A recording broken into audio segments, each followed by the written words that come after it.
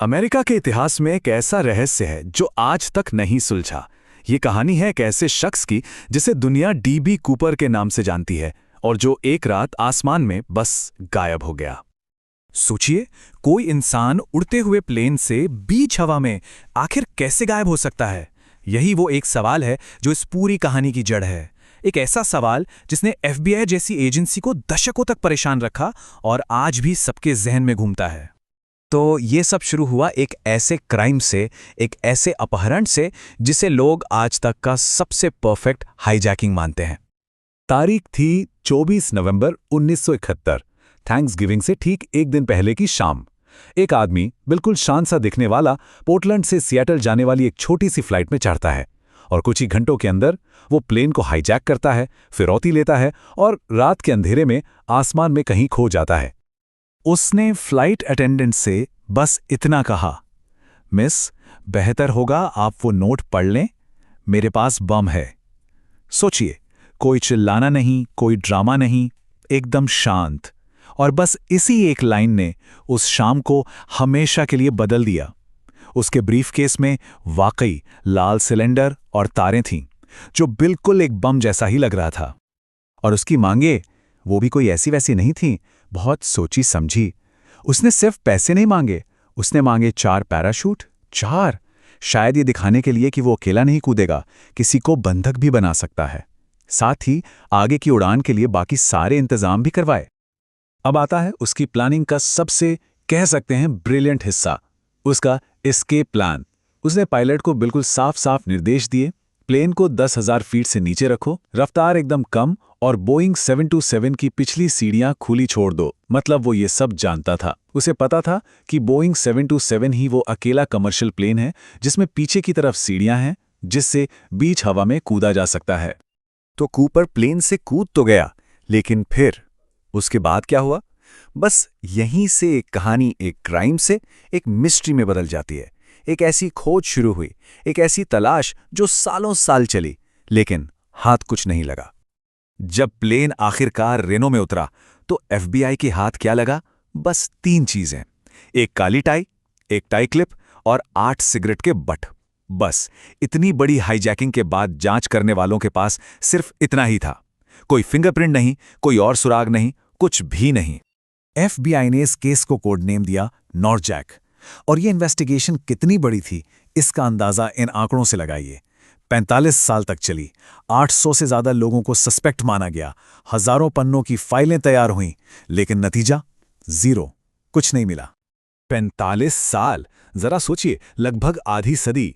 America की top investigation agency FBI एक ऐसे आदमी को ढूंढती रही जो जैसे हवा में ही गायब हो गया था, जिसका कोई नामो निशान ही नहीं मिला। तो सालों तक जब कुछ भी हाथ नहीं लगा तो लगभग सबने मान लिया था कि भाई ये केस तो कभी सॉल्व नहीं होगा, ये रहस्य रहस्य ही रहेगा। लेकिन फिर कई साल बाद कुछ ऐसा हुआ, कुछ ऐसे सुराग मिले जिसने इस ठंडे पड़ चुके केस में जैसे नई जान फूंक दी। ये बात है 1980s की, मतलब घटना के पूरे 9 साल बाद। एक 8 साल का लड़का ब्रायन इंग्रम कोलंबिया नदी के किनारे पिकनिक पर था, खेल रहा था कि तभी उसे रेत के नीचे कुछ दबे हुए गले हुए कागज के टुकड़े मिले। वो सिर्फ कागज नहीं थे, वो असल में नोटों के बंडल थे, पूरे $5,800। और ये वही पैसे थे, उसी फिरौती की रकम का हिस्सा जो कूपर को दी गई थी। आखिरकार इतने सालों के बाद एक ठोस सबूत हाथ लगा था। सीरियल नंबर मैच हो गए, ये तो पक्का हो गया कि पैसा वही है। लेकिन इस खोज ने जवाब से ज्यादा सवाल खड़े कर दिए। बाकी के $1,94,200 कहाँ थे? अगर कूपर बच गया था तो उसने ये पैसे यहां क्यों छोड़ दिए? और अगर वो मर गया था तो सिर्फ यही चंद नोट क्यों मिले? बाकी की रकम कहाँ गायब हो गई? और फिर कहानी और आगे बढ़ती है। दशकों बाद साइंस एक पुराना सबूत उठाती है और उससे एक नया सुराग निकालती है। याद है वो टाई जो कूपर प्लेन में छोड़ गया था? साल 2011 में साइंटिस्ट की एक टीम ने उसी टाई की दोबारा जांच शुरू की। जब उस टाई को माइक्रोस्कोप के नीचे देखा गया तो उस पर कुछ बहुत ही छोटे छोटे कण मिले। और ये कोई धूल मिट्टी के आम कण नहीं थे, ये थे प्योर टिटेनियम, बिस्मुथ और सीरियम के कण। ऐसे एलिमेंट्स जो 1970 के दशक में आम तौर पर हर जगह नहीं पाए जाते थे। तो इसका क्या मतलब हुआ? इसका मतलब ये था कि कूपर कोई मामूली चोर या अपराधी नहीं था। साइंटिस्ट का मानना है कि ये खास तत्व उस जमाने में एरोस्पेस इंडस्ट्री या फिर किसी बहुत ही एडवांस केमिकल लैब में ही इस्तेमाल होते थे। यानी इस बात की पूरी संभावना थी कि कूपर कोई बाहरी आदमी नहीं था, वो शायद इसी सिस्टम का हिस्सा था। और जैसे जैसे साल बीतते गए, डीबी कूपर की कहानी एक क्रिमिनल केस से कहीं ज्यादा बड़ी हो गई।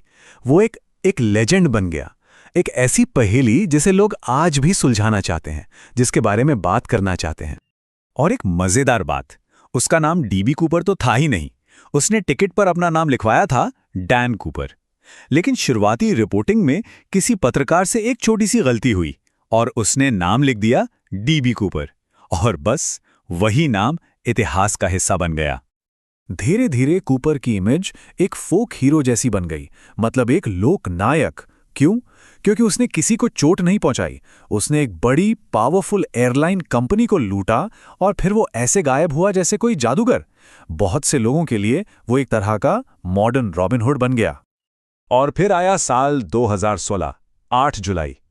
पूरे 45 साल की मशक्कत के बाद FBI ने कह सकते हैं हार मान ली।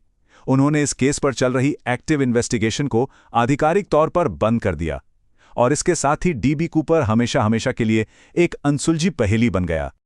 तो आखिर में सवाल बस यही बचता है, क्या वो उस रात तूफानी आसमान से कूदने के बाद बच गया और कहीं एक नई पहचान के साथ जीने लगा, या फिर वो वॉशिंगटन के घने बर्फीले जंगलों में हमेशा के लिए खो गया?